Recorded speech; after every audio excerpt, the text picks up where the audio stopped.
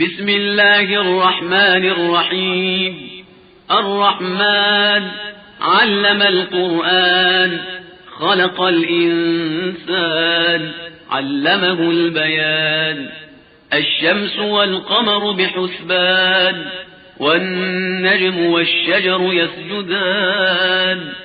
والسماء رفعها ووضع الميزان، ألا تطغوا في الميزان، وأقيموا الوزن بالقسط ولا تخسروا الميزان. والأرض وضعها للأنام، فيها فاكهة والنخل ذات الأكمام، والحب ذو العصف والريحان. فبأي آلاء ربكما تكذبان؟ خلق الإنسان من صلصال كالفخار، وخلق الجان من مارج من نار. فبأي آلاء ربكما تكذبان؟ رب المشرقين ورب المغربين، فبأي آلاء ربكما تكذبان؟ مرج البحرين يلتقيان، بينهما برزخ لا يبغيان. فبأي آلاء ربكما تكذبان؟ يخرج منهما اللؤلؤ والمرجان، فبأي آلاء ربكما تكذبان؟ وله الجوار المنشآت في البحر كالأعلام، فبأي آلاء ربكما تكذبان؟ كل من عليها فان، ويبقى وجه ربك ذو الجلال والإكرام. فبأي آلاء ربكما تكذبان؟ يسأله من في السماوات والأرض، كل يوم هو في شأن. فبأي آلاء ربكما تكذبان؟ سنفرغ لكم أيها الثقلان. فبأي آلاء ربكما تكذبان؟ يا معشر الجن والإنس إن استطعتم أن تنفذوا من أقطار السماوات والأرض فانفذوا، لا تنفذون إلا بسلطان. فبأي آلاء ربكما تكذبان؟ يرسل عليكما شواظ من نار ونحاس فلا تنتصران. فبأي آلاء ربكما تكذبان؟ فإذا انشقت السماء فكانت وردة كالدهان. فبأي آلاء ربكما تكذبان؟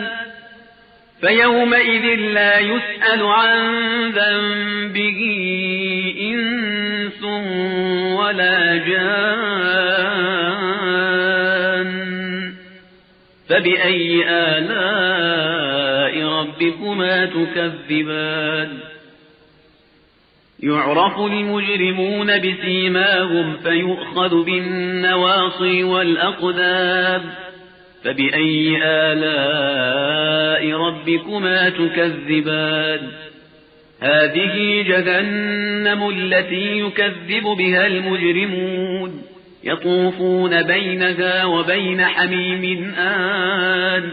فبأي آلاء ربكما تكذبان؟ ولمن خاف مقام ربه جنتان. فبأي آلاء ربكما تكذبان؟ ذواتا أفنان.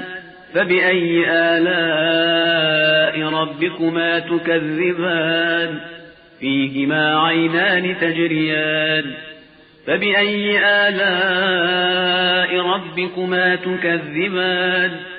فيهما من كل فاكهة زوجان فبأي آلاء ربكما تكذبان متكئين على فرش بطائنها من استبرق وجنى الجنتين دان فبأي آلاء ربكما تكذبان فيهن قاصرات الطرف لم يطمثهن إنس قبلهم ولا جان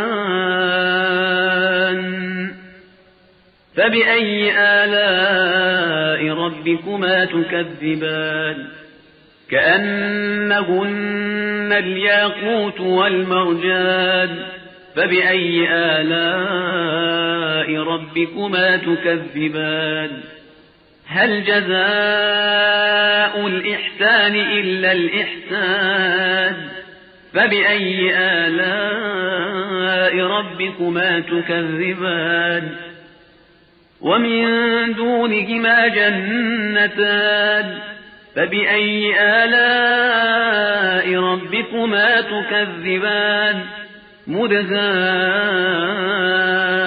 مدهامتان فبأي آلاء ربكما تكذبان فيهما عينان نضاختان فبأي آلاء ربكما تكذبان فيهما فاكهة ونخل ورمان فبأي آلاء ربكما تكذبان فيهن خيرات حسان فبأي آلاء ربكما تكذبان حور مقصورات في الخيام فبأي آلاء ربكما تكذبان لم يطمثهن إنس قبلهم ولا جان فبأي آلاء ربكما تكذبان متكئين على رفرف خضر وعبقري حسان فبأي آلاء ربكما تكذبان تبارك اسم ربك ذي الجلال والإكرام